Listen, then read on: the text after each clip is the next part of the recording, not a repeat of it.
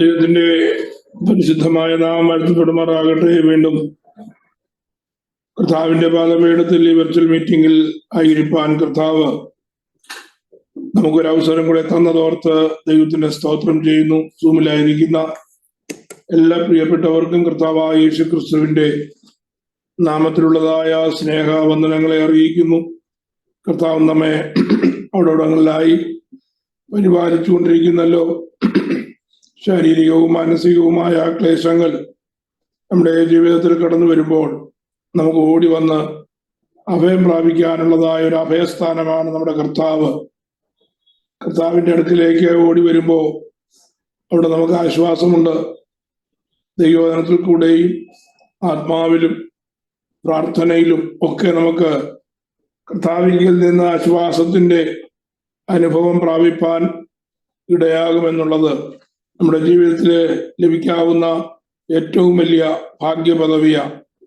സ്തോത്രം. നമ്മെ കർത്താവ് വളർത്തുവാനായിട്ട് ആഗ്രഹിക്കുകയാണ്. ജനിച്ചതായ ഒരു കുഞ്ഞ് ആ ജനനാവസ്ഥയിൽ ഇരിക്കുവാൻ ദൈവം ഒരിക്കലും ആഗ്രഹിക്കുന്നില്ല. മാതാപിതാക്കൾക്ക് ഒരു കുഞ്ഞ് ജനിച്ചാൽ ഓരോ ദിവസവും ആ കുഞ്ഞിന്റെ വളർച്ചയിൽ മാതാപിതാക്കൾക്ക് വളരെ ആകാംക്ഷയാണ്.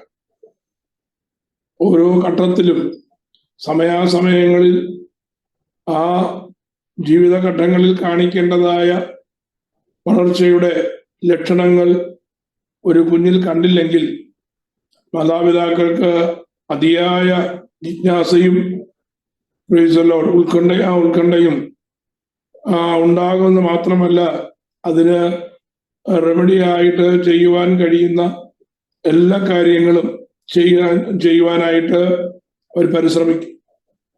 എഴുന്നേൽക്കേണ്ടതായ സമയത്ത് കുഞ്ഞ് എഴുന്നേറ്റില്ലെങ്കിൽ, കവന്ന് വീഴേണ്ടതായ സ്ഥാനത്ത് കവന്ന് വീണില്ല എങ്കിൽ, സംസാരിച്ചു തുടങ്ങേണ്ടതായ സമയത്ത് സംസാരിച്ചു തുടങ്ങിയില്ലെങ്കിൽ, ഓടേണ്ടതായ സമയം വരുമ്പോൾ അത് ഓടിക്കളിക്കാതെ ഒരിടത്ത് തന്നെ അങ്ങിരിക്കുകയാണെങ്കിൽ, ചിന്തിച്ചു നോക്കിക്കേ, മാതാപിതാക്കളുടെ മാനസികമായ ക്ലേശം എങ്ങനെയായിരിക്കുമെന്ന്. അതുപോലെയാണ് നമ്മുടെ സ്വർഗത്തിലെ പിതാവായ ദൈവം. കർത്താവായ യേശു ക്രിസ്തുവിന്റെ രക്തത്താൽ നാം വീണ്ടും ജനനം പ്രാപിച്ചു. ആ വീണ്ടും ജനനം പ്രാപിച്ച ആ അവസ്ഥയിൽ തന്നെ അങ്ങിരിക്കുകയാണെങ്കിൽ ദൈവവചനത്താലുള്ളതായ വളർച്ചയോ ആത്മാവിനാലുള്ളതായ ജ്വലനമോ ദൈവവചനം നമുക്ക് നമ്മുടെ ജീവിതത്തിൽ മനസ്സിലാക്കേണ്ടതായ വിധത്തിൽ മനസ്സിലാക്കാതെയോ ആത്മാവിലുള്ളതായ ആ വളർച്ച പ്രാപിക്കാതെ ഇരിക്കുകയാണെങ്കിൽ സ്വർഗസ്ഥനായ നമ്മുടെ പിതാവിന് എത്രമാത്രം പ്രയാസം ഉണ്ടാകുമെന്നുള്ള കാര്യം നാം ചിന്തിക്കേണ്ടതാണ്. പിതാവായ ദൈവത്തിന് പ്രയാസമുണ്ടാകുന്നതിനേക്കാൾ ഉപരി നമുക്ക് വരുന്നതായ നഷ്ടം എന്താണെന്നുള്ള കാര്യം നാം ചിന്തിക്കണം. ദൈവത്തിന്റെ വചനം നമ്മെ ഓർപ്പിക്കുന്നൊരു കാര്യമുണ്ട്. ശിശുവായിരിക്കുന്നിടത്തോളം, ഒരു ഭവനത്തിൽ ശിശുവായിരിക്കുന്നിടത്തോളം ദാസനേക്കാൾ ഒട്ടും മികച്ചവനല്ല പുത്രൻ. അവൻ ശിശുവാണ് എങ്കിൽ ദാസൻ വേലക്കാരൻ പറയുന്നതിന് അനുസരിപ്പാൻ അവൻ ബാധ്യസ്ഥനാണ്. വീട്ടിലെ അവകാശം പ്രാപിക്കണമെങ്കിൽ അതിൻ്റെതായിട്ടുള്ളതായ വളർച്ച പ്രാപിക്കാത്തിടത്തോളം ആ വീട്ടിലെ അവകാശം അവന് പ്രാപിക്കുവാനായിട്ട് കഴിയത്തില്ല. മൈനറാണെന്നുള്ളതായ രീതിയിൽ മാത്രമേ കൺസിഡറേഷൻ ലഭിക്കുകയുള്ളൂ. അതാണ് ദൈവത്തിന്റെ വചനം നമ്മെ ഓർപ്പിക്കുന്നത്. ഗലാത്യ ലേഖനം പഠിക്കുമ്പോൾ നമുക്കത് കാണുവാൻ കഴിയും. ശിശുവായിരിക്കുന്നിടത്തോളം ദാസനേക്കാൾ ഒട്ടും വിശേഷതയുള്ളവനല്ല എന്നുള്ളതായ കാര്യം ഓർക്കണം. അപ്പോ ദൈവം ആഗ്രഹിക്കുന്നതായ അളവിലേക്ക് നമ്മുടെ ആത്മീയമായ വളർച്ച ഉണ്ടാകണമെന്ന് ചുരുക്കം. അങ്ങനെ ആത്മീയമായ വളർച്ച ഉണ്ടായില്ല എങ്കിൽ സ്വർഗീയ ഭവനത്തിൽ നമുക്കുള്ളതായ അവകാശം നമുക്ക് പ്രാപിപ്പാനായിട്ട് കഴിയുകയില്ല എന്നാണ് നമ്മെ ദൈവത്തിന്റെ വചനം ഓർപ്പിക്കുന്നത്. വളരാൻ എന്താണ് ചെയ്യേണ്ടത്? ഒത്തിരി കാര്യങ്ങൾ നാം വളരാനായിട്ട് ചെയ്യണം. ഇനിഷ്യലി ചെയ്യേണ്ടതായിട്ടുള്ള ഒരു കാര്യം പത്രോസ് നമ്മെ ഓർപ്പിക്കുന്നത്, പത്രോസിന്റെ 1-ാം ലേഖനം 2-ാം അധ്യായത്തിന്റെ 2-ാമത്തെ വാക്യത്തിൽ നമുക്ക് കാണുവാനായിട്ട് കഴിയും. അവിടെ വായിക്കുന്നത് ഇപ്രകാരമാണ്: ഇപ്പോൾ ജനിച്ച ശിശുക്കളെ പോലെ രക്ഷയ്ക്കായി വളരുവാൻ വചനമെന്ന മായമില്ലാത്ത പാൽ കുടിപ്പാൻ വാഞ്ചിപ്പീൻ എന്നാണ്. അപ്പൊ വളരണമെങ്കിൽ ശിശു പാല് കുടിക്കുന്നത് പോലെ, പൂർണ്ണാഹാരമെന്ന് നാം പറയുന്നതായ പാല് കുടിക്കുന്നത് പോലെ, ദൈവത്തിന്റെ വചനമെന്നതായ പാല്, ആ നിർമ്മലമായ പാല്, മായം ചേർക്കാത്ത പാല് നാം കുടിക്കണം എന്നാണ് ദൈവത്തിന്റെ പരിശുദ്ധാത്മാവ് അപ്പോസ്തലനായ പത്രോസിൽ കൂടെ നമുക്ക് തരുന്നതായ കാര്യം. പലപ്പോഴും നാം അതിനെ ശ്രമിക്കാറില്ല. സ്തോത്രം. ലഭിക്കുന്നതായ സമയം പോലും നാം അതിനു വേണ്ടി ചെലവഴിക്കാറില്ല.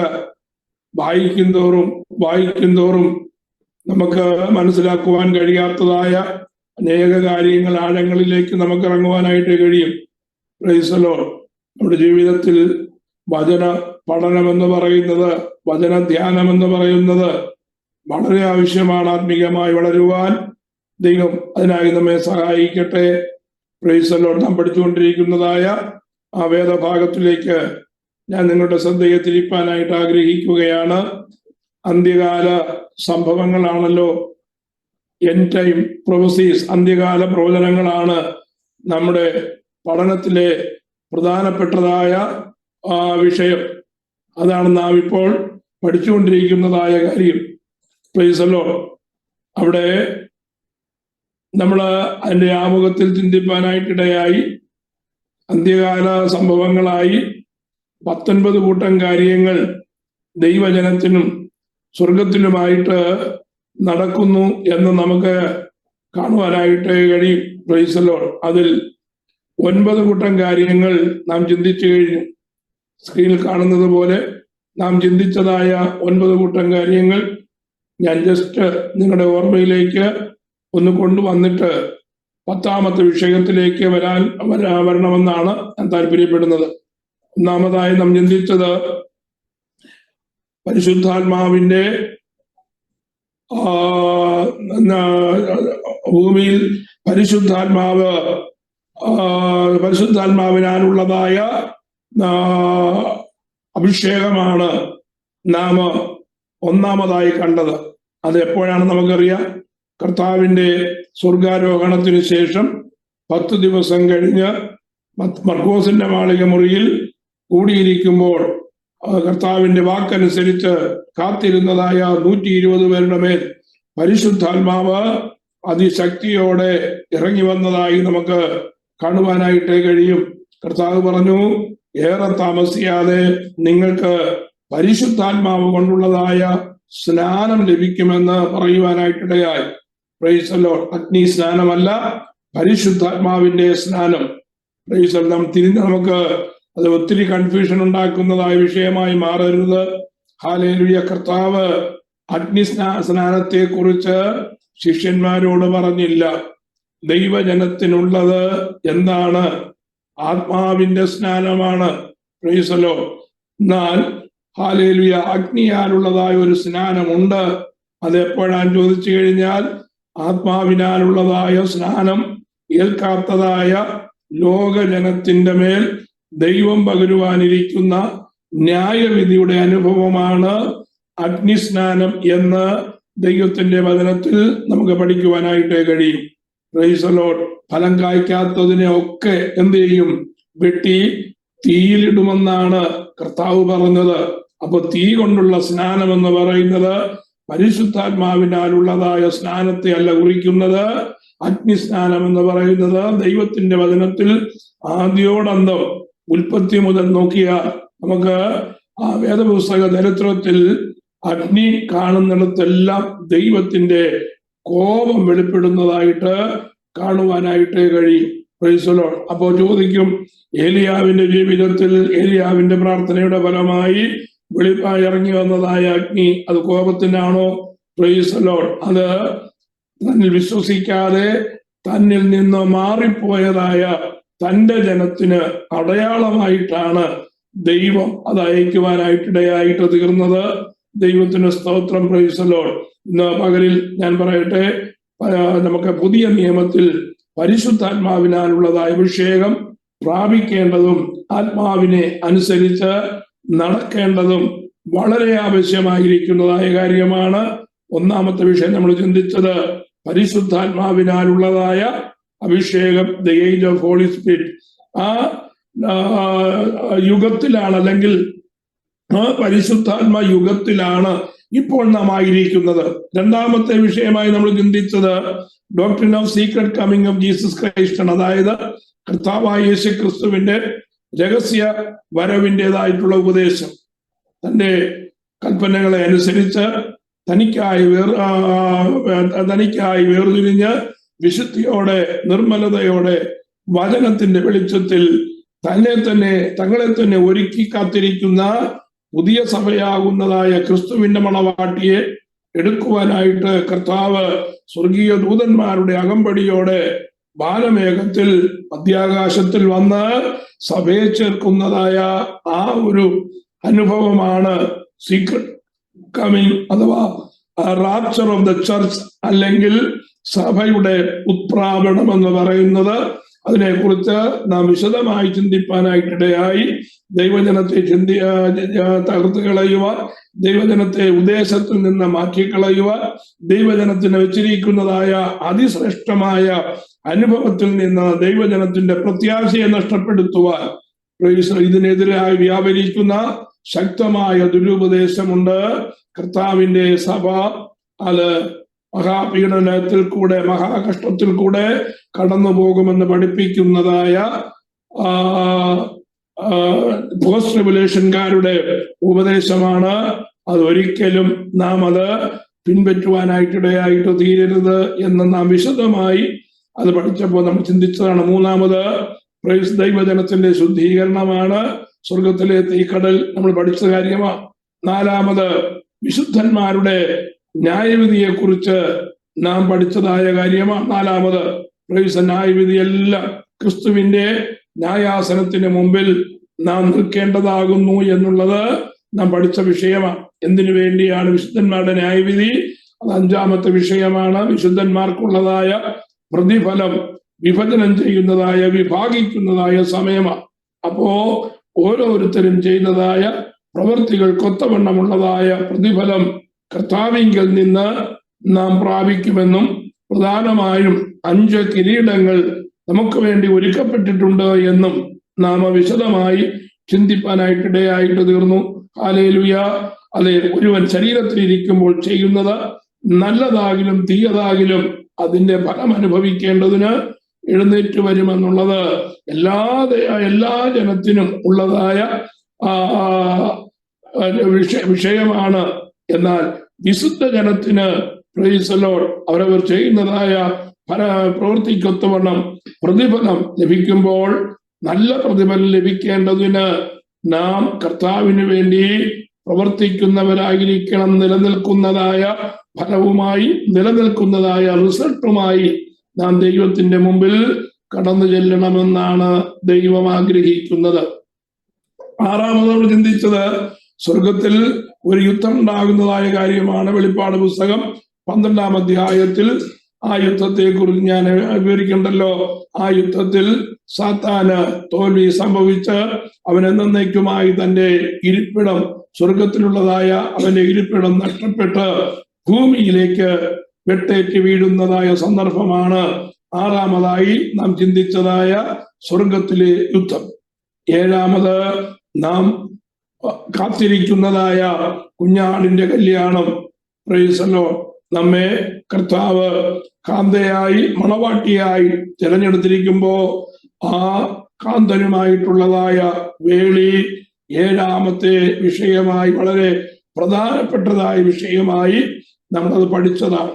Price the Lord. ആ കുഞ്ഞാടിന്റെ കല്യാണത്തിന് ശേഷമാണ് വാഴ്ത്തപ്പെട്ട കർത്താവിന് ഈ ലോകത്തിന്റെ പൂർണ്ണമായ അധികാരം പിതാവായ ദൈവം കൈമാറ്റം ചെയ്യുന്നത് എന്ന് വെളിപ്പാട് പുസ്തകത്തിൽ നിന്ന് നാം പഠിച്ചതായ കാര്യമാണ്. മിശിഹായുടെ കിരീടധാരണം, അക്കൂട്ടത്തിൽ കർത്താവിന്റെ മണവാട്ടിയായ നാമും അധികാരസ്ഥരായി തീരുകയും തേജസ്സിന്റെ ആ ഉയർന്ന അനുഭവത്തിലേക്ക് നാം കടന്നു ചെല്ലുകയും ചെയ്യുമെന്ന് കഴിഞ്ഞ ദിവസങ്ങളിൽ നാം വിശദമായി ചിന്തിപ്പാനായിട്ടിടയായി. 9ാമത്തെ വിഷയമായി നാം ചിന്തിച്ചത് കർത്താവിന്റെ മഹത്വ പ്രത്യക്ഷതയാണ്. വളരെ വിശദമായി നമ്മൾ മഹത്വ പ്രത്യക്ഷതയെ കുറിച്ച് ചിന്തിപ്പാനായിട്ടിടയായി. അങ്ങനെ 9 കൂട്ടം കാര്യങ്ങളാണ് നാം ഇതുവരെ എൻഡ് ടൈം പ്രൊഫസീസ് എന്നുള്ളതായ വിഷയത്തുള്ളതായ ബന്ധത്തിൽ നാം പഠിക്കുവാനായിട്ടിടയായിട്ട് തീർന്നത്. ഇന്ന് 10ാമത്തെ വിഷയത്തിലേക്ക് നമുക്ക് കടക്കാം. 10ാമത്തെ വിഷയം എന്ന് പറയുന്നത് ഹർമഗദോൻ യുദ്ധമാണ്. ഹർമഗദോൻ യുദ്ധം. യുദ്ധം എന്ന് കേൾക്കുമ്പോൾ തന്നെ നമുക്ക് എല്ലാവർക്കും ഭയമാണ്. Price the Lord. അങ്ങനെയെങ്കിൽ ഈ യുദ്ധവും വളരെ ഭയമുളവാക്കുന്ന യുദ്ധമാണ്. പക്ഷേ ഒരു കാര്യമുണ്ട്, ദൈവജനമായിരിക്കുന്നതായ നാമും ഈ ഹർമഗദോൻ യുദ്ധത്തിൽ നമുക്കതിനകത്ത് ഭയപ്പെടേണ്ടതായ യാതൊരു കാര്യവും അതിനകത്തില്ലാത്തത് കൊണ്ടാണത്. ദൈവത്തിന് സ്തോത്രം. കാരണം നമ്മോടാരും യുദ്ധം ചെയ്യാൻ വരുന്നില്ല. നമുക്ക് ആ യുദ്ധം മൂലം ഒരു നഷ്ടവും ഒരു കഷ്ടവും ഉണ്ടാകാനും പോകുന്നില്ല. ആ ഹർമഗദോൻ യുദ്ധത്തെ കുറിച്ച് വേദപുസ്തകം പറയുന്നതായ കാര്യങ്ങൾ എന്താണ് എന്ന് നമുക്ക് ചിന്തിക്കുവാൻ 2 വേദഭാഗങ്ങളിലേക്ക് ഞാൻ നിങ്ങളെ കൂട്ടിക്കൊണ്ടുപോകുകയാണ്. 1ാമത്തെ വേദഭാഗം വെളിപ്പാട് പുസ്തകം 16-ാം അധ്യായത്തിന്റെ 16-ാമത്തെ വാക്യം. അത് 14 മുതലുള്ളതായ വാക്യം കൂടെ ചേർത്ത് വായിക്കുമ്പോൾ നമുക്ക് അതിന്റെ ഇമ്മീഡിയറ്റ് ബാക്ക്ഗ്രൗണ്ട് കാണുവാനായിട്ട് കഴിയും. വായിക്കാം നമുക്ക്. Book of revelation chapter 16 versus 14 to 16. ഇവ സർവഭൂതലത്തിലുമുള്ള രാജാക്കന്മാരെ സർവശക്തനായ ദൈവത്തിന്റെ മഹാദിവസത്തിലെ യുദ്ധത്തിന് കൂട്ടിച്ചേർപ്പാൻ അത്ഭുതങ്ങൾ ചെയ്തുകൊണ്ട് അവരുടെ അടുക്കലേക്ക് പുറപ്പെടുന്ന ഭൂതാത്മാക്കൾ തന്നെ. ഞാൻ കള്ളനെ പോലെ വരും. തന്റെ ലജ്ജ കാണുമാർ ലഗ്നായി നടക്കാതിരിപ്പാൻ തന്റെ ഉടുപ്പ് സൂക്ഷിച്ചും ജാഗരിച്ചും കൊള്ളുന്നവൻ ഭാഗ്യവാൻ. അവരെ എബ്രായ ഭാഷയിൽ ഹർമഗദോൻ എന്ന പേരുള്ള സ്ഥലത്തിൽ കൂട്ടിച്ചേർത്തു. ഹർമഗദോൻ എന്ന പേരുള്ളതായ സ്ഥലത്ത് ചിലരെ കൂട്ടിച്ചേർക്കുന്നതായ കാര്യമാണ് രേഖപ്പെടുത്തിയിരിക്കുന്നത്. ആരാണ് ഈ ചിലർ? എപ്പോഴാണ് കൂട്ടി വരുത്തുന്നത്? അതിന്റെ പശ്ചാത്തലം എന്ത് എന്നുള്ള കാര്യം വെളിപ്പാട് പുസ്തകം, ഞാൻ സ്ക്രീനിൽ ആ ഭാഗം കാണിച്ചിട്ടില്ല. വെളിപ്പാട് പുസ്തകം നിങ്ങളുടെ കയ്യിൽ വേദപുസ്തകം ഉണ്ടെങ്കിൽ ആ വേദപുസ്തകം തുറക്കും, നല്ലതായിരിക്കും. വെളിപ്പാട് പുസ്തകം 16-ാം അധ്യായത്തിന്റെ 12 മുതലുള്ളതായ വാക്യങ്ങളിലാണ് നമുക്ക് അതിന്റെ പശ്ചാത്തലം വിശദമായി കാണുവാനായിട്ട് കഴിയുന്നത്. വാക്യങ്ങളൊന്ന് വായിക്കാം. 6ാമത്തവൻ തന്റെ കലശം യൂഫ്രാട്ടീസ് എന്ന മഹാനദിയിൽ ഒഴിച്ചു. കിഴക്ക് നിന്ന് വരുന്ന രാജാക്കന്മാർക്ക് വഴി ഒരുക്കേണ്ടതിന് അതിലെ വെള്ളം മാറ്റിപ്പോയി. 6ാമത്തെ ദൂതൻ, നമുക്കറിയാം ഭൂതലത്തിൽ നടക്കുവാനിരിക്കുന്നതായ ആ മഹാപീഡന കാലത്ത് 7 വർഷത്തെ ആ പീരീഡിനുള്ളിൽ നടക്കുന്നതായ സംഭവങ്ങളെ പ്രധാനമായും 3 കഷ്ടങ്ങളുടെ അല്ലെങ്കിൽ 3 വിഭാഗങ്ങളായിട്ട് തിരിച്ചിരിക്കുന്നത് കാണുവാനായിട്ട് കഴിയും. 1ാമത്തെ ഭാഗം എന്ന് പറയുന്നത് പൊട്ടിക്കപ്പെടുന്നതായ 7 മുദ്രകളാണ്. വെളിപ്പാട് പുസ്തകം 6-ാം അധ്യായത്തിൽ അത് തുടങ്ങുകയാണ്.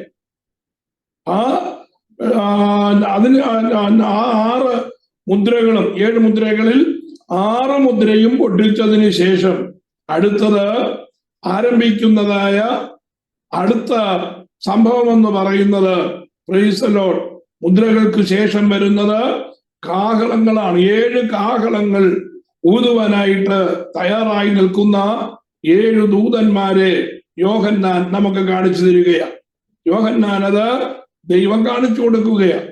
ആ ഓരോ ദൂതന്മാരും ഊതുന്നതായ കാഹളത്തിങ്കൽ ഭൂമിയിലും ആകാശത്തിലും അതുപോലെ സമുദ്രത്തിലും അല്ലെങ്കിൽ ജലാശയങ്ങളിലും ഉണ്ടാകുന്നതായ മാറ്റങ്ങളും അതുമൂലം ഭൂമിയിലുള്ളതായ ജലത്തിനും മാത്രമല്ല മറ്റുള്ളതായ സസ്യലതാദികൾക്ക് ഉൾപ്പെടെ ജന്തുക്കൾക്ക് ഉൾപ്പെടെ എന്തെല്ലാം ഭവിഷ്യത്തുകളാണ് ലോകത്തിൽ സംഭവിക്കുന്നത് എന്നും വെളിപ്പാട് പുസ്തകത്തിൽ കാണുവാനായിട്ട് കഴിയും.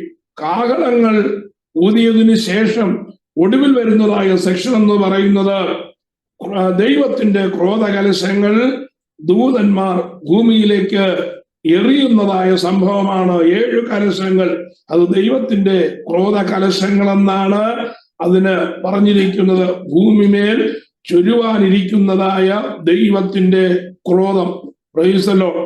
അത് ആ കലശങ്ങൾ എറിയുമ്പോൾ 6ാമത്തെ കലശം എറിയുന്നതായ വേളയിൽ, അല്ലെങ്കിൽ ആ ഭൂമിയിൽ 6ാമത്തെ കലശം വീഴുന്നതായ സമയത്ത് നടക്കുന്നതായ ഒരു പ്രത്യേക സംഭവമാണ് 16ാം അധ്യായത്തിൽ നാം വായിച്ച വേദഭാഗത്തെ കാണുവാനായിട്ട് കഴിയുന്നത്. അത് എറിയുമ്പോൾ എന്താ സംഭവിക്കുന്നത്?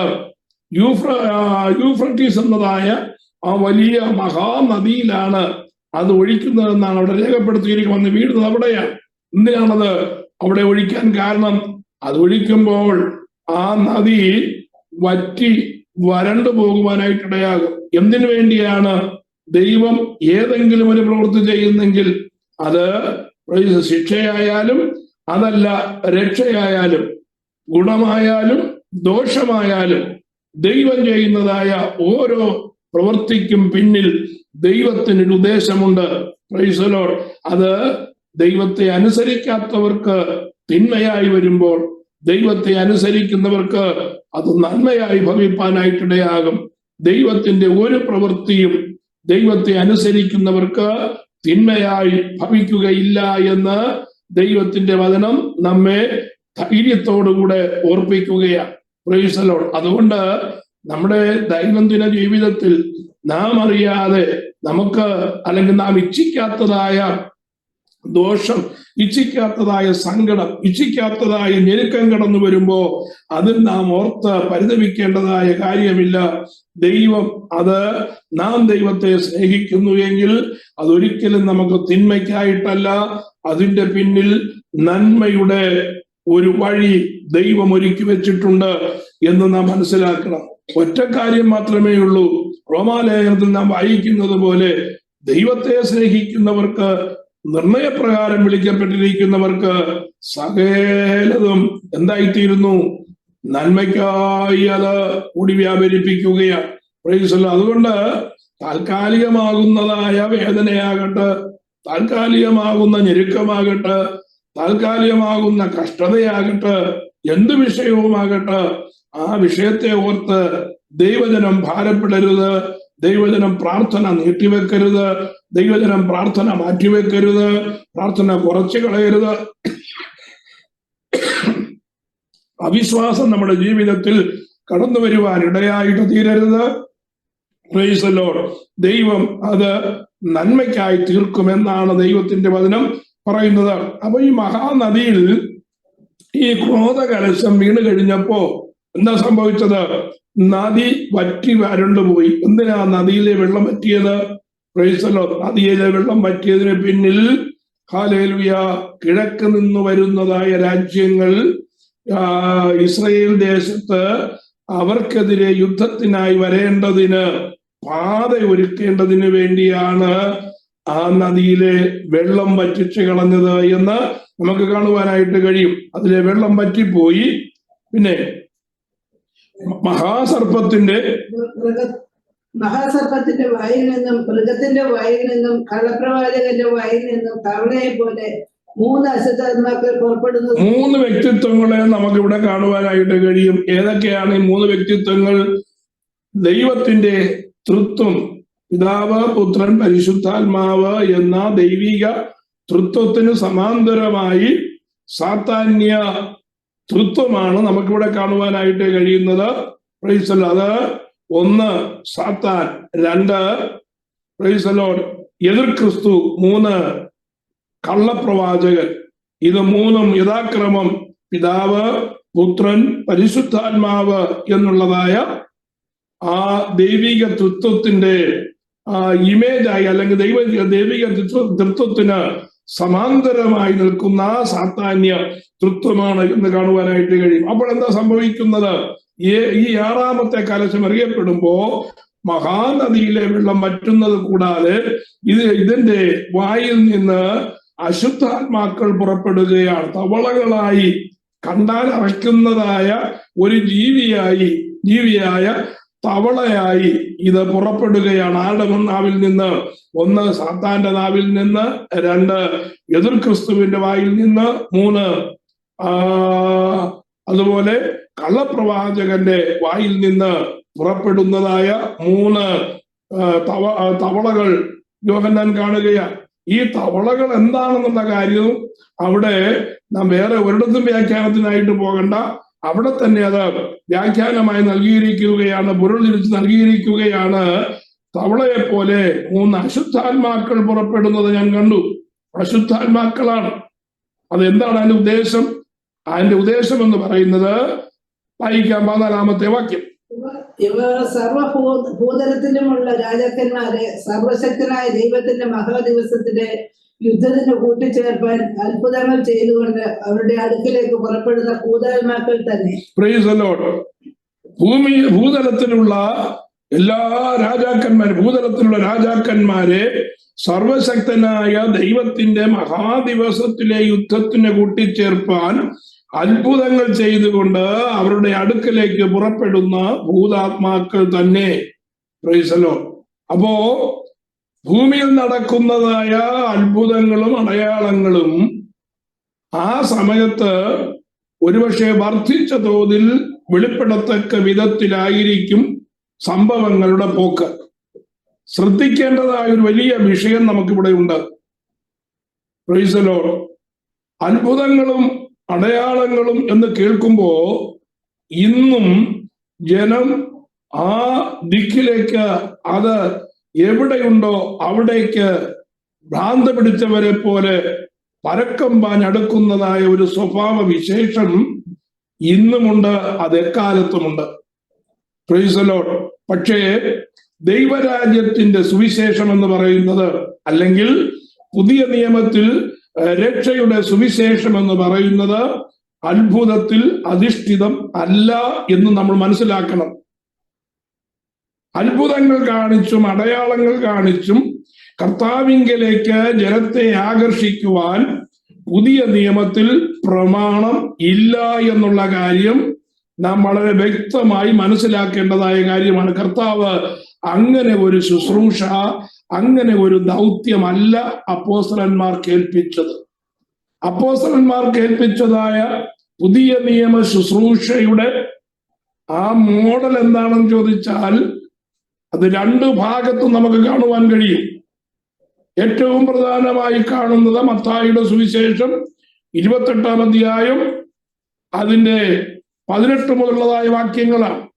കർത്താവ് പറഞ്ഞു, ആകയാൽ നിങ്ങൾ പുറപ്പെട്ട് എന്ത് ചെയ്യണം? പിതാവിന്റെയും പുത്രന്റെയും പരിശുദ്ധാത്മാവിന്റെയും നാമത്തിൽ സ്നാനം കഴിപ്പിച്ച് ഞാൻ നിങ്ങളോട് പറഞ്ഞതല്ല, നിങ്ങൾ മറ്റുള്ളവരെ പഠിപ്പിച്ച് എന്റെ ശിഷ്യരാക്കണമെന്നാണ് കർത്താവ് പറഞ്ഞത്. Price the Lord. ആ വാക്യം വളരെ ക്ലിയർ ആയിട്ട് നാം വായിച്ച മത്തായിയുടെ സുവിശേഷം 28-ാം അധ്യായത്തിന്റെ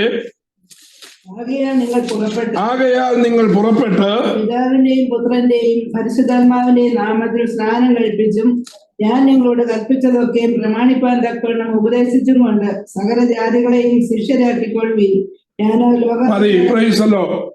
കർത്താവ് ഇങ്ങനെ പറഞ്ഞില്ല, ഞാൻ നിങ്ങളെ കാണിച്ചതായ അത്ഭുതങ്ങളും അടയാളങ്ങളും ചെയ്ത് രോഗികളെ സൗഖ്യമാക്കി, കുഷ്ഠരോഗികൾക്ക് ശുദ്ധീകരണം നൽകി, മുടന്തന്മാരെ ഉയർപ്പിച്ചുകൊണ്ട് നിങ്ങൾ എന്റെ പ്രവൃത്തി ചെയ്യാനല്ല കർത്താവ് ശിഷ്യന്മാർക്ക് കൊടുത്തതായ ദൗത്യം. കർത്താവ് ഏൽപ്പിച്ചതായ ഈ ദൗത്യത്തിൽ അത്ഭുതങ്ങളെ കുറിച്ചോ അടയാളങ്ങളെ കുറിച്ചോ കർത്താവ് മെൻഷൻ ചെയ്തിട്ടില്ല. അപ്പൊ നിങ്ങൾക്ക് ഒരുപക്ഷെ സംശയം തോന്നാം, കർത്താവ് നേരത്തെ അങ്ങനെ പറഞ്ഞതോ? നിങ്ങൾ ശിഷ്യന്മാരെ അയച്ചിട്ട് പറഞ്ഞു, നിങ്ങൾ എന്ത് ചെയ്യണം? യഹൂദന്മാരുടെ ഇടയിലേക്ക് പോകണം, അവിടെ നിങ്ങൾ രോഗികൾക്ക് സൗഖ്യം കൊടുക്കണം, കുഷ്ഠരോഗികളെ ശുദ്ധമാക്കണം, മരിച്ചവരെ ഉയർപ്പിച്ചുകൊണ്ട് സ്വർഗരാജ്യം വന്നിരിക്കുന്നു എന്ന് പറയണം എന്ന് പറഞ്ഞതോ എന്ന് ചോദിക്കുമ്പോ അവിടെ നമുക്ക് മനസ്സിലാക്കേണ്ടതായ കാര്യം, കർത്താവിന്റെ ക്രൂശീകരണത്തിന് മുമ്പ് പറഞ്ഞതായ ആ ദൗത്യം അത് രാജ്യത്തിന്റെ സുവിശേഷമാണ്. മനസ്സിലാക്കണം, രാജ്യത്തിന്റെ സുവിശേഷമാണ്. കർത്താവായ യേശുക്രിസ്തുവിൽ കൂടിയുള്ളതായ രക്ഷയുടെ സുവിശേഷമല്ല അന്ന് അപ്പോസ്തലന്മാരോടും 70 അയക്കപ്പെട്ടതായ 70 പേർക്കും കൊടുത്തതായ ദൗത്യം. അവരോട് പറഞ്ഞത് സ്വർഗരാജ്യം ഭൂമിയിൽ വരാൻ സമയമായി. രാജ്യത്തിന്റെ രാജാവ് ഈ ഭൂമിയിൽ ഇപ്പോ ഉണ്ട്. ആ രാജാവിന്റെ പ്രത്യക്ഷത അല്ലെങ്കിൽ രാജാവിന്റെ സാന്നിധ്യം അറിയിക്കത്തക്ക രീതിയിൽ നിങ്ങൾ എന്ത് ചെയ്യണം? ആ രാജ്യത്ത് നടക്കേണ്ടതായ, ആ രാജ്യത്ത് നടക്കാനിരിക്കുന്നതായ കാര്യങ്ങൾ അവരെ പറഞ്ഞു ബോധ്യമാക്കി. Price the Lord. രാജാവ് ഇവിടെ ഉണ്ട് എന്നുള്ള കാര്യം ആരോട് പറയണം? യഹൂദന്മാരോട് പറയാനാണ് പറഞ്ഞത്. കർത്താവ് പ്രത്യേകം പറഞ്ഞു, നിങ്ങൾ പോകുമ്പോൾ ശ്രദ്ധിക്കേണ്ടതായ 2 കാര്യം. ഒന്ന്, നിങ്ങൾ ശമര്യയിലേക്ക് കടക്കരുത്, ജാതികളുടെ അടുക്കൽ പോകുകയും അരുതെന്നാ പറഞ്ഞത്. Price the Lord. അപ്പോ രാജ്യത്തിന്റെ സുവിശേഷം പറയാൻ ശിഷ്യന്മാരെ അയച്ചത്, ആ 70 പേരെ കർത്താവ് തന്റെ ക്രൂശീകരണത്തിന് മുമ്പ് അയച്ചത് രാജ്യത്തിന്റെ സുവിശേഷം ആരോട് പറയാനാണ്? യഹൂദന്മാരോട് മാത്രം പറയാനാണ്. കാരണം കർത്താവ് തന്റെ രാജ്യം സ്ഥാപിക്കുവാൻ വന്നത് ദാവീദിന്റെ പട്ടണമായ യെരൂശലേമിലാണ്. ആ യെരൂശലേമിൽ രാജാവായ അവർ കാത്തിരിക്കുന്നതായ ദാവീദിന്റെ പുത്രനായ മിശിഹാ തമ്പുരാൻ വന്നു, രാജ്യം സ്ഥാപിക്കുവാനായിട്ട് പോകുകയാണ് എന്നുള്ളതായ ആ അറിയിപ്പ് കൊടുക്കാനായിട്ടാണ് അവരോട് അത്ഭുതങ്ങളും അടയാളങ്ങളും യഹൂദന്മാരുടെ ഇടയിൽ കാണിക്കാനായിട്ട് പറഞ്ഞത്.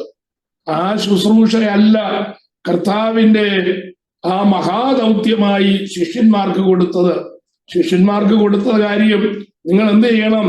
നിങ്ങൾ പുറപ്പെട്ട് പിതാവിന്റെയും പുത്രന്റെയും പരിശുദ്ധാത്മാവിന്റെയും നാമത്തിൽ സ്നാനം കഴിപ്പിച്ചും ഞാൻ നിങ്ങളോട് കൽപ്പിച്ചതൊക്കെയും പ്രമാണിപ്പാൻ തക്കവണ്ണം ഉപദേശിച്ചും കൊണ്ട് സകല ജാതികളെയും, ശ്രദ്ധിക്കണം, സകല ജാതികളെയും.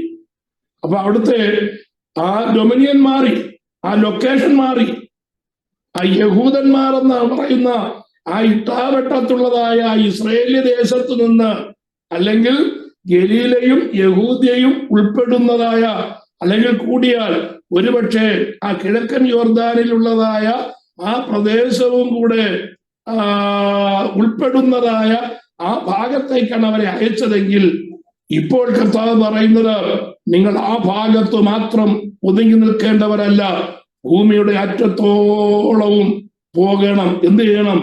ഞാൻ നിങ്ങളെ ഉപദേശിച്ചത് നിങ്ങൾ പഠിപ്പിക്കണം. ഉപദേശമാണ് വിഷയം, അത്ഭുതങ്ങളും അടയാളങ്ങളും അല്ല.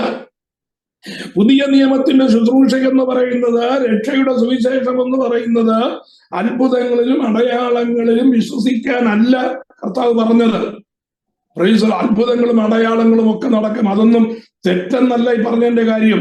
പക്ഷേ അതല്ല അടിസ്ഥാനം, വിശ്വാസത്തിന്റെ അടിസ്ഥാനം അതല്ല. എന്നെ കർത്താവ് സൗഖ്യമാക്കിയത് കൊണ്ട് ഞാൻ കർത്താവിൽ വിശ്വസിക്കുന്നു എന്നൊരുവൻ പറഞ്ഞാൽ അവന്റെ വിശ്വാസത്തിന്റെ വിലയില്ല. പുതിയ നിയമത്തിൽ എങ്ങനെ വിശ്വസിക്കണം? എന്താ വിശ്വസിക്കേണ്ടത്? കർത്താവായ യേശുക്രിസ്തു ദൈവപുത്രനാണ്. ആ കർത്താവായ യേശുക്രിസ്തു എന്റെ പാപത്തിനു വേണ്ടി മരിച്ചു, എന്നെ പാപത്തിൽ നിന്ന് വിടുവിച്ചു എന്നാണ് ഒരുവൻ വിശ്വസിക്കേണ്ടതാണ്. ഏറ്റുപറയേണ്ടത് രോഗത്തിൽ നിന്നുള്ളതായ വിടുതലോ സാമ്പത്തികമായിട്ടുള്ളതായ ഒരു ക്രമീകരണമോ ഭൗതികമായ ഒരു നന്മയോ അല്ല പുതിയ നിയമത്തിലെ വിശ്വാസത്തിന്റെ അടിസ്ഥാനം. Price the Lord. അത് ഈ കാലത്തിലെ ജനം, പുതിയ നിയമവിശ്വാസികളെന്ന് പറയുന്നതായ ജനം പോലും ആ സുവിശേഷത്തിന്റെ മർമ്മം മനസ്സിലാക്കാതെ അത്ഭുതങ്ങളുടെയും അടയാളങ്ങളുടെയും പിന്നാലെ പോകുമ്പോൾ സാത്താന്റെ വഞ്ചനയിൽപ്പെട്ട് ദൈവവചനത്തിൽ നിന്ന് അകന്നു പോകുന്ന അനുഭവമാണ്. Price the Lord. എന്നാൽ കർത്താവ് പറഞ്ഞു, വിശ്വസിക്കുന്നവരാൽ ഈ അടയാളങ്ങൾ നടക്കും. അവർ രോഗികളുടെ മേൽ കൈവച്ചാൽ സൗഖ്യം വരും, ഭൂതങ്ങളെ അവർ പുറത്താക്കും. Praise the Lord. ഹല്ലേലൂയ. സർപ്പങ്ങളെ പിടിച്ചെടുക്കും. വിശ്വസിക്കുന്നവരാൽ ഇതെല്ലാം നടക്കും. പക്ഷെ അതൊന്നും വിശ്വസിപ്പാനുള്ള അടിസ്ഥാനമല്ല, വിശ്വസിക്കുന്നവരാൽ നടക്കേണ്ടതായ കാര്യമാണ്. Praise the Lord. അപ്പോ കർത്താവ് പറഞ്ഞതായ കാര്യം ഇതാണ്.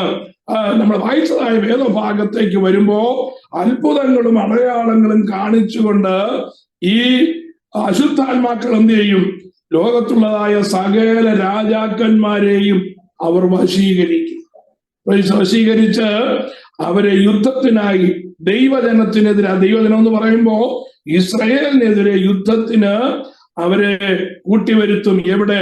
ഹർമഗദോൻ എന്നതായ ആ പ്രത്യേക സ്ഥലത്ത് കൂട്ടിവരുത്തും. ഹർമഗദോൻ എന്ന് പറയുന്നത് ഹല്ലേലൂയ മെഗീദോ താഴ്വരയെ കുറിച്ചാണ് അവിടെ പറയുന്നത്. നമുക്ക് അറിയാം. ദൈവത്തിന് സ്തോത്രം. ഇനി അടുത്ത് നടക്കുവാൻ യുദ്ധത്തിന്റെ ചട്ടക്കൂട്ട് അല്ലെങ്കിൽ യുദ്ധത്തിന്റെ വട്ടംകൂട്ടിൽ ഉണ്ടാകുന്നത് ഇസ്രായേലിൽ ഈ മെഗീദോ താഴ്വരയിലാണ്.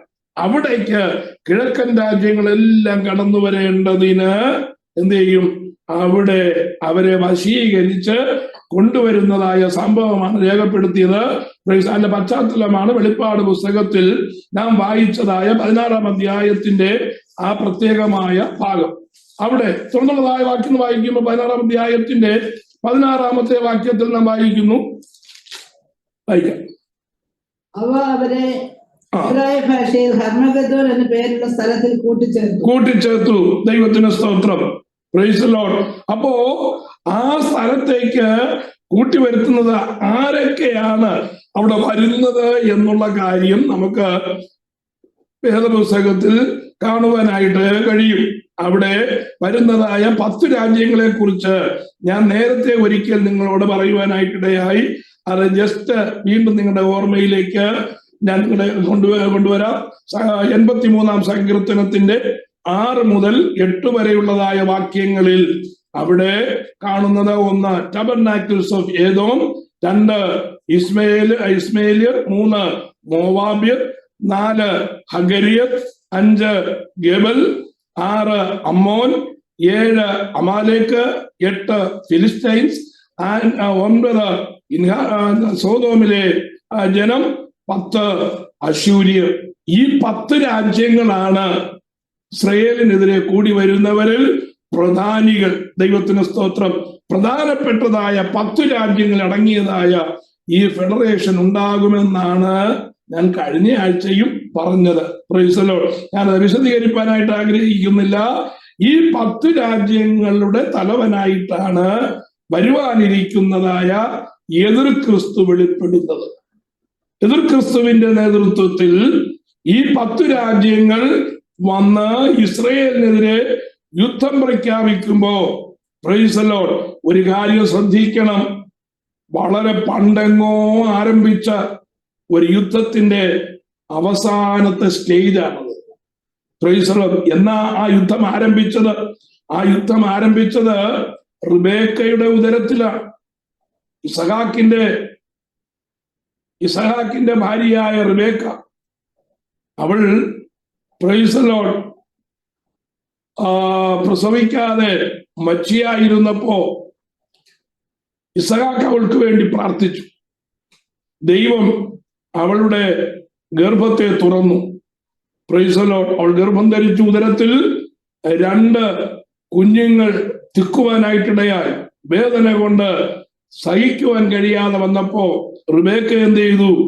ദൈവത്തിന്റെ സന്നിധിയിൽ ചെന്ന് കാരണം ചോദിച്ചു.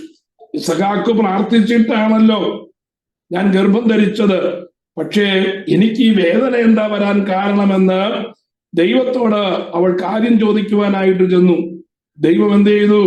അവളോട് അതിന്റെ കാരണം പറയുവാനായിട്ടിടയായി. Price the Lord. പറഞ്ഞത്, നിന്റെ ഉദരത്തിൽ നിന്ന് 2 ജാതികൾ പുറപ്പെടും, 2 വംശങ്ങൾ പുറപ്പെടും. 2ഉം എക്കാലവും ശത്രുക്കളായിരിക്കും. Price the Lord. മൂത്തവൻ ഇളയവനെ സേവിക്കും. ആ ഇളയവന്റെ നുകം എപ്പോഴും മൂത്തവന്റെ കഴുത്തിലുണ്ടായിരിക്കും. Praise the Lord. കാരണം എന്താ? ഹല്ലേലൂയ. ആ മൂത്തവൻ എന്ന് പറയുന്നത് ഏശാവ് ദുഷ്ടന്റെ സന്തതിയാണ് എന്ന് ഞാൻ ചില നാളുകൾക്ക് മുമ്പ് ഞാൻ നിങ്ങളോട് പറഞ്ഞു. നിങ്ങൾ ഓർമ്മ കാണുമായിരിക്കും. ഞാൻ അതുകൊണ്ട് അത് റിപ്പീറ്റ് ചെയ്യുന്നില്ല. ദൈവത്തിന് സ്തോത്രം. ഇസ്മയേലിനെ കുറിച്ച് പഠിച്ചാൽ 2 സ്വഭാവങ്ങൾ വ്യക്തമായി നമുക്ക് മനസ്സിലാക്കുവാനായിട്ട് കഴിയും. ഇസ്മായിലിനെ കുറിച്ചല്ല, യേശാവിനെ കുറിച്ച് റിബേക്കയുടെ ഉദരത്തിൽ ഉണ്ടായതായ 2 സന്തതികളാണ് യേശാവും യാക്കോബും. അതിൽ യേശാവിന്റെയും യാക്കോബിന്റെയും സ്വഭാവ വിശേഷങ്ങൾ പഠിച്ചാൽ യാക്കോബിന്റെ സ്വഭാവം പ്രൈസ് ദി ലോർഡ് അത് അബ്രഹാമിന്റെയും ഇസഹാക്കിന്റെയും യാക്കോബിന്റെയുമായ ഇസഹാക്കിന്റേതുമായ നല്ല സ്വഭാവങ്ങളൊക്കെ യാക്കോബിൽ നമുക്ക് കാണുവാനായിട്ട് കഴിയും. അതേ സ്വഭാവമാണ് യാക്കോബിന്റെ 12 മക്കളിൽ യാക്കോബിന് ഇഷ്ടപ്പെട്ടതായ യോസഫിന്റെ ജീവിതത്തിൽ നമുക്ക് ദർശിപ്പാനായിട്ട് കഴിയുന്നത്. ഏതായാലും പ്രൈസ് ദി ലോർഡ് യാക്കോബിൽ യേശാവിന്റെയും യാക്കോബിന്റെയും സ്വഭാവം പഠിക്കുമ്പോൾ യേശാവിന്റെ സ്വഭാവത്തിന്റെ പ്രത്യേകത എന്ന് പറയുന്നത് യേശാവിനും അവന്റെ സന്തതിക്കും എപ്പോഴും ആക്രമണ സ്വഭാവമാണ്. മാത്രമല്ല തൃപ്തി വരാത്തതായ ഒരു സ്വഭാവം നമുക്ക് കാണുവാനായിട്ട് കഴിയും. ഇത് രണ്ടും സാത്താനിൽ നിന്ന് വരുന്നതായ സ്വഭാവ വിശേഷമാണ്. Price the Lord. ആക്രമണ സ്വഭാവം, ഒരു റിവെഞ്ചിങ് മെന്റാലിറ്റി, എപ്പോഴും ഒരു മത്സര സ്വഭാവം ഉണ്ടാകുകയാണെങ്കിൽ അത് ഒരു ഡിമോണിക് പ്രോഡക്റ്റ് ആണ് എന്നുള്ളതിന് സംശയമില്ല. അപ്പൊ നാം പിശാചിന്റെ പിടിയിലാണോ എന്നുള്ളത് മനസ്സിലാക്കാൻ വേറെ ആരും നമ്മോട് പറയണമെന്നില്ല. നമ്മുടെ സ്വഭാവം നമ്മളൊന്ന് വിചിന്തനം ചെയ്താൽ മാത്രം മതി. മറ്റുള്ളവരോട് കയ്പ് തോന്നുന്ന, മറ്റുള്ളവരോട് മത്സരം തോന്നുന്ന, മറ്റുള്ളവർക്ക് എപ്പോഴും എതിര് പറയുവാൻ പ്രവണത കാണിക്കുന്നതായ എന്തെങ്കിലും സ്വഭാവം നമ്മുടെ ജീവിതത്തിൽ ഉണ്ട് എങ്കിൽ ആ പർട്ടിക്കുലർ മൊമെന്റ് എന്ന് പറയുന്നത് സാത്താന്റെ സ്വഭാവത്തിന് നമ്മൾ അടിമപ്പെട്ടു പോകുകയാണ്. Price the Lord. രണ്ടാമത്തെ സ്വഭാവം എന്ന് പറയുന്നത് ഒന്നിലും ഒരു തൃപ്തിയില്ല. Price the Lord. ഇതുവരെ കിട്ടിയതിനകത്തൊന്നും ഒരു തൃപ്തിയില്ല. പ്രൈസ്. ഞാൻ അത് വിവരിക്കുന്നില്ല. ഏതെങ്കിലും വിഷയത്തിൽ തൃപ്തിയില്ലാത്തതായ ഒരു അനുഭവം പ്രൈസ് ദി ലോർഡ് ഉണ്ട് എങ്കിൽ ആ വിഷയം ഒന്ന് വിചിന്തനം ചെയ്യണം. Price the Lord. ദൈവത്തിങ്കൽ നിന്ന് പ്രാപിക്കുന്നതായ പരിശുദ്ധാത്മാവിന്റെയും ശുശ്രൂഷയുടെയും പരിശുദ്ധാത്മാവിന്റെയും നിറവിന്റെയും കാര്യത്തിലുള്ളതായ പ്രൈസ് ദി ലോർഡ് അതൃപ്തി ആരിലും കാണുവാനായിട്ട് വലിയ പ്രയാസമാണ്. നമുക്കിത് പ്രാർത്ഥിക്കാൻ കഴിയുമെങ്കിൽ അത് മതിയെന്ന് വിചാരിച്ചിരിക്കുന്നവരാണ് നമ്മൾ. Price the Lord. ഒരു സാക്ഷ്യം പറയാനായിട്ട് കഴിയുമെങ്കിൽ അത് മതിയെന്ന് പറഞ്ഞിരിക്കുന്നവരാണ് നമ്മൾ. Price the Lord. ഒന്ന് പാടാൻ കഴിയുമെങ്കിൽ അത് മതി, അല്ലെങ്കിൽ ഒരു പ്രസംഗിക്കാൻ കഴിയുമെങ്കിൽ അത് ഏറ്റവും ഉചിതമായി അത് മതി എന്ന് പറഞ്ഞിരിക്കുന്നവരാണ് നമ്മൾ. ആത്മീയ വിഷയത്തിൽ പ്രൈസ് ദി ലോർഡ് എപ്പോഴും നാം വളരുവാൻ ആഗ്രഹിക്കുമ്പോൾ ഭൗതിക വിഷയത്തിൽ എത്ര കിട്ടിയാലും പോരാ എന്നുള്ളതായ ഒരു അനുഭവത്തിലേക്ക് ദുഷ്ടൻ നമ്മെ കൊണ്ടുപോകും. ആ അതൃപ്തി നമ്മൾ സൂക്ഷിക്കണം. ആ അതൃപ്തി ദുഷ്ടനിൽ നിന്ന് വരുന്നതാണ്. ഹല്ലേലൂയ. ദുഷ്ടന്റെ ഒരു സ്വഭാവ വിശേഷമാണ്. അതൊരിക്കലും പോരുവാനായിട്ട് പാടില്ല. ഏതോ ആക്രമണ സ്വഭാവം കാണിക്കുന്നവനാണ് എന്ന് ഇസ്രയേലുമായിട്ടുള്ളതായ പെരുമാറ്റത്തിൽ നമുക്ക് പിന്നത്തേതിൽ കാണുവാനായിട്ട് കഴിയും. മരുഭൂമിയിൽ കൂടെ യാത്ര ചെയ്ത് വരുമ്പോ അവർക്ക് വാഗ്ദത്ത ദേശത്തേക്ക് പോകുവാനുള്ളതായ എളുപ്പ വഴി എന്ന് പറയുന്നത് ഏദോമിന്റെ അല്ലെങ്കിൽ യേശാവിന്റെ ദേശത്തു കൂടെ കടന്നു പോകണമെന്നുള്ളതാണ്. അതൊന്ന് ക്രോസ് ചെയ്തു പോയാൽ അവർക്ക് ഒത്തിരി വഴിദൂരം ലാഭിക്കാം. അതുകൊണ്ട് മോശ പ്രൈസ് ദി ലോർഡ് ഏദോമിയ രാജാവിനോട് ചെന്ന് കാര്യം പറഞ്ഞു, നിന്റെ ദേശത്തു കൂടെ ഞങ്ങൾക്ക് പോകാനായിട്ട് എന്ത് ചെയ്യണം? പെർമിഷൻ തരണം. ഞങ്ങൾ രാജവീതിയിൽ കൂടെ തന്നെ പോകത്തുള്ളൂ. നിനക്കുള്ളതായ വൃക്ഷത്തിൽ നിന്നോ മുന്തിരിത്തോട്ടത്തിൽ നിന്നോ നിനക്കുള്ളതായ തോട്ടിൽ നിന്നോ വെള്ളം കുടിക്കുകയില്ല, മുന്തിരിത്തോട്ടത്തിൽ നിന്ന് പറിക്കുകയില്ല, ഒരു മുന്തിരി പോലും ഞങ്ങൾ രുചി പോലും നോക്കുകയില്ല. ഞങ്ങൾ വളരെ മര്യാദക്കാരായി രാജവീതിയിൽ കൂടെ ഒന്ന് അക്കരെ അപ്പുറത്തോട്ട് പോയാൽ മാത്രം മതി. അതിന് പെർമിഷൻ തരണമെന്ന് ആരാവശ്യപ്പെട്ടു? മോശ ആവശ്യപ്പെട്ടു. മോശയുടെ ആ ആഗ്രഹം പ്രൈസ് ദി ലോർഡ് ഏദോം അതുപോലെ മാറ്റിക്കളഞ്ഞു. എന്നിട്ട് പറഞ്ഞു, നീ എന്റെ രാജ്യത്ത് കാലുകുത്തിയാൽ ഞാൻ നിന്നെ ഇല്ലായ്മ ചെയ്തു കളയുമെന്ന് പറഞ്ഞ് ഏതോം ഇസ്രായേലിനെതിരായിട്ട് യുദ്ധത്തിന് വന്നു. ഏതോമിനെ തോൽപ്പിക്കത്തക്ക രീതിയിലുള്ളതായ സൈന്യ സന്നാഹങ്ങളൊക്കെ ഇസ്രായേലിനുണ്ട്.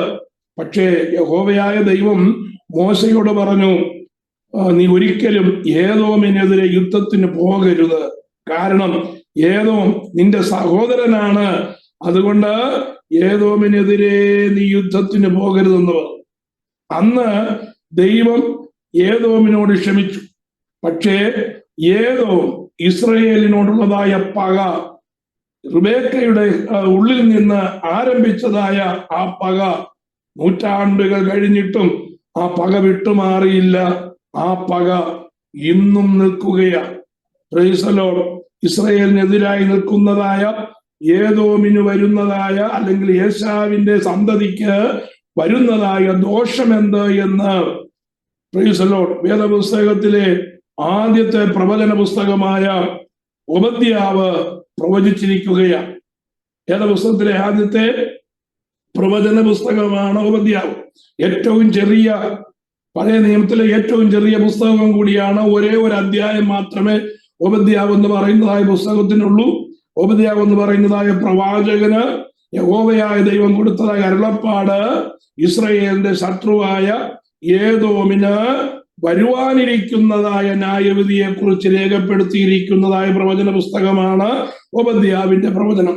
അവിടെ ഏദോമിനെ കുറിച്ച് എഴുതിയിരിക്കുന്നതായ കാര്യമാണ്, നീ കഴുകനെ പോലെ ഉയർന്നാലും നക്ഷത്രങ്ങളുടെ ഇടയിൽ കൂടുവെച്ചാലും അവിടെ നിന്ന് ഞാൻ നിന്നെ ഇറക്കുമെന്ന് യഹോവയുടെ അരുളപ്പാട്. ഈ പ്രത്യേക അരുളപ്പാട് പറയാൻ കാരണം, ഭൂമിശാസ്ത്രപരമായി ഈ ഏദോം രാജ്യത്തെ നോക്കിക്കഴിഞ്ഞാൽ ഏദോമിന്റെ അവകാശം എന്ന് പറയുന്നത് സേയീർ പർവ്വതമാണ്. സേയീർ പർവ്വതം, ആ പർവ്വതത്തിന്റെ മുകളിൽ കോട്ട കെട്ടി സുരക്ഷിതമായ സ്ഥാനത്താണ് ഏദോം പാർക്കുന്നത്. അതുകൊണ്ട് തന്നെ ഏദോമിനെ ആക്രമിക്കാനായിട്ട് ആര് വന്നാലും ദൂരെ നിന്ന് തന്നെ ഈ ഏദോമിന് ശത്രുക്കളെ കാണുവാൻ കഴിയും. ഇവര് പർവ്വതത്തിന്റെ മുകളിൽ കോട്ട കെട്ടി പാർക്കുന്നത് കൊണ്ട് ആർക്കും ആ പർവ്വതം കയറി, ആ മല കയറി അവരെ കീഴടക്കാൻ പറ്റത്തില്ല. മല കയറാൻ തുടങ്ങുമ്പോൾ തന്നെ അവിടെ നിന്ന് ആക്രമണം താഴേക്ക് വരും. അപ്പൊ മുകളിൽ നിന്ന് ആക്രമിക്കുന്നത് പോലെ അല്ലല്ലോ താഴെ നിന്ന് പ്രത്യാക്രമണം ചെയ്യുന്നത്.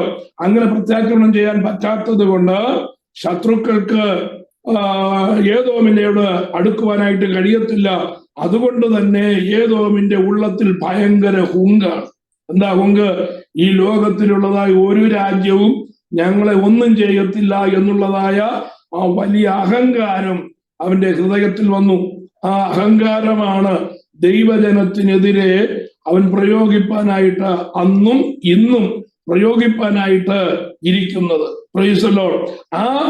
അവന്റെ ആ ഹുങ്ക് കണ്ടിട്ട് യഹോവയായ ദൈവം അവനോട് പറയുകയാണ്, ഏദോമേ, നീ കഴുകനെ പോലെ എത്ര ഉയർന്നാലും, നീ ഇപ്പോ സേയീർ പർവ്വതത്തിലാണല്ലോ, അതല്ല സേയീർ പർവ്വതം വിട്ട് നീ നക്ഷത്രങ്ങളുടെ ഇടയിലേക്ക് കൂടുവെച്ചാലും അവിടെ നിന്ന് ഞാൻ നിന്നെ ഇറക്കും.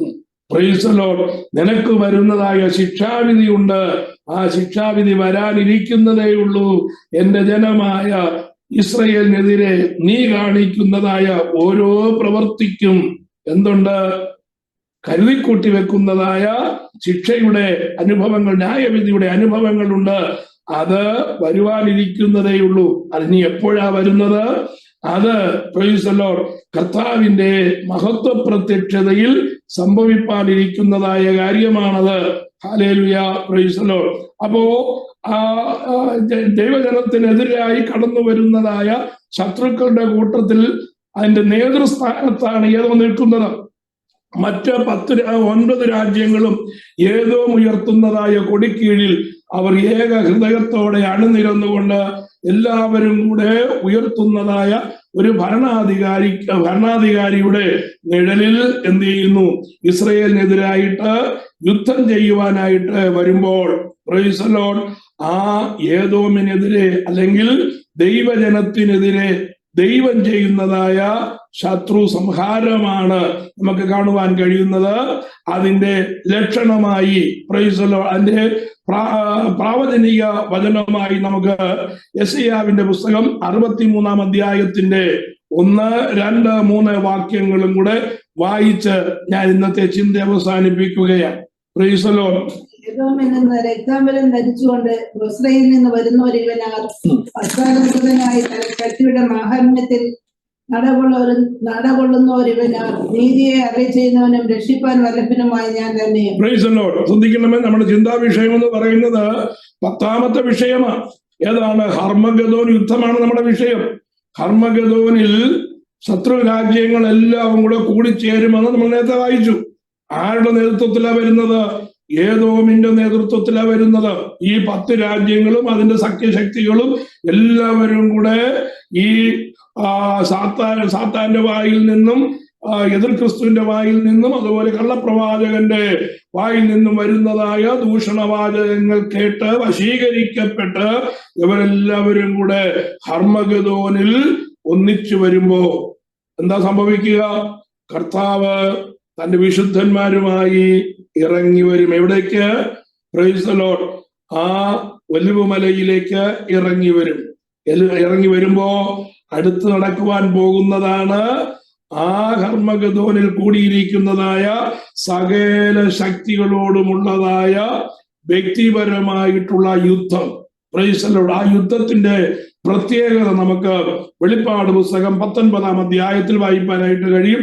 അത് വായിപ്പാൻ ഇപ്പോൾ എന്റെ മുമ്പിൽ സമയമില്ലാത്തത് കൊണ്ട് ഈ വാക്യം മാത്രം വായിച്ച് ഞാൻ നിർത്താം.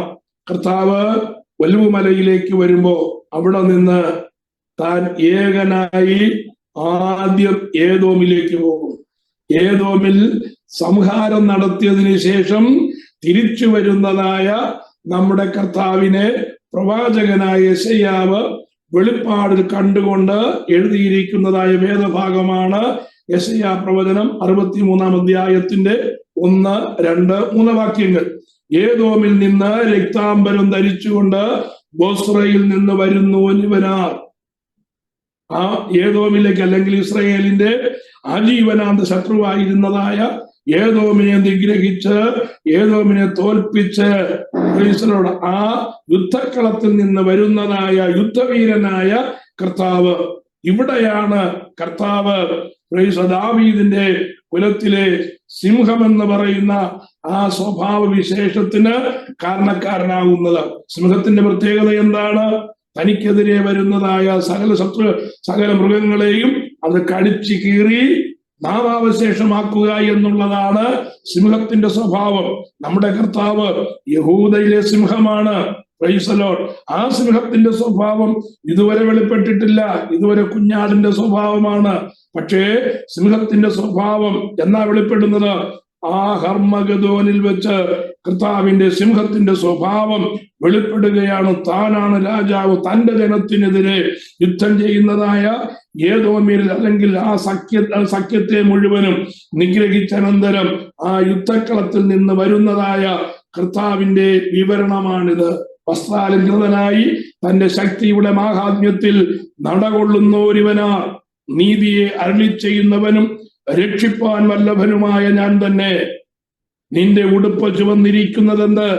നിന്റെ വസ്ത്രം മുന്തിരിച്ചക്ക് ചവിട്ടുന്നവന്റേതുപോലെ ഇരിക്കുന്നതെന്ത്? യുദ്ധക്കളത്തിൽ നിന്ന് വരുന്നവന്റെ ഡ്രസ്സിന്റെ പ്രത്യേകത നമുക്ക് ചിന്തിക്കാവുന്നതേ ഉള്ളൂ. ശരീരം മുഴുവനും രക്തം കൊണ്ട് അഭിഷേകമായി, ശത്രുവിന്റെ രക്തം കൊണ്ട് അഭിഷേകമായിരിക്കും. അതുകൊണ്ട് നിന്റെ ഉടുപ്പ് ചുവന്നിരിക്കുന്നതുണ്ട്. കർത്താവിന്റെ ശരീരത്തിന്റെ മുറിവല്ല, തെറിച്ചു വന്നതായ ശത്രുക്കളിൽ നിന്ന് തെറിച്ചതായ ആ രക്തം കൊണ്ട് തന്റെ വസ്ത്രം ചുവപ്പ് കളറിലായിരിക്കുകയാണ്. നിന്റെ ഉടുപ്പ് ചുവന്നിരിക്കുന്നതെന്ത്? നിന്റെ വസ്ത്രം മുന്തിരിച്ചക്ക് ചവിട്ടുന്നവന്റേതുപോലെ ഇരിക്കുന്നതെന്ത്? അടുത്ത വാക്യം കൂടെ, ഞാൻ ഏകനായി. അപ്പൊ റിപ്ലൈ, കർത്താവിന്റെ റിപ്ലൈ ആണ്, ഞാൻ ഏകനായി ജാതികളിൽ ആരും എന്നോട് കൂടെ ഉണ്ടായിരുന്നില്ല. ഞാൻ ഒരു ജാതിയെയും കൂട്ടുപിടിച്ചില്ല. ഞാൻ ഏകനായിട്ടാണ് യുദ്ധത്തിന് പോയത്. എന്റെ കോപത്തിൽ ഞാൻ അവരെ ചവിട്ടി, എന്റെ ക്രോധത്തിൽ ഞാൻ അവരെ മെതിച്ചു കളഞ്ഞു. അവരുടെ രക്തം എന്റെ വസ്ത്രത്തിൽ തെറിച്ചു, എന്റെ ഉടുപ്പൊക്കെയും മലിനമായിരിക്കുന്നു. ഹർമഗദോൻ യുദ്ധത്തിന്റെ ഒരു പിക്ചറാണിത്. ഹല്ലേലൂയ. ഇതിന്റെ പൂർണ്ണമായ പിക്ചർ നമുക്ക് അടുത്ത ക്ലാസ്സിൽ ചിന്തിക്കാം. കർത്താവ് നമ്മെ സഹായിക്കുമാറാകട്ടെ. ദൈവത്തിന് സ്തോത്രം. ദൈവജനമായിരിക്കുന്നതായ നമ്മൾക്ക് വേണ്ടി പ്രവർത്തിക്കുന്ന ഒരു വലിയവനായ ദൈവമുണ്ട് എന്ന് നമ്മൾ മനസ്സിലാക്കണം. ശത്രു നമ്മുടെ മേൽ എത്ര തന്നെ ആധിപത്യം സ്ഥാപിക്കുവാൻ ശ്രമിച്ചാലും ദൈവം അത് അനുവദിക്കുകയില്ല. ജയം എപ്പോഴും ദൈവജനത്തിനാണ്. ദൈവത്തിന് സ്തോത്രം. ഹല്ലേലൂയ. കർത്താവിന്റെ വരവിന് വേണ്ടി നമുക്ക് ഒരുങ്ങാം. ദൈവമായ കർത്താവ് നമ്മെ സഹായിക്കുമാറാകട്ടെ.